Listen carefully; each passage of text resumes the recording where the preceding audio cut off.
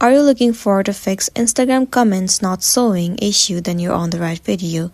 Today I'll be showing you the step-by-step process on how you can easily fix this issue. First thing first, move into Safari. Here in the address bar, search for Instagram outage. Move into the very first site, Instagram down. In this page, check whether the server of Instagram app is down or not. Sometimes the server might be down and it might be the reason you're facing this issue. In that case, all you gotta do is wait for the server to get fixed. Once the server is fixed, now move into App Store. In the address bar, search for Instagram. If the update option is available, then click on Update and update the app to the latest version. Once updated, now move into the settings. Inside settings, head over to General. Move into iPhone storage. In this page, head over to Instagram. Click on Offload app and once again tap on Offload app.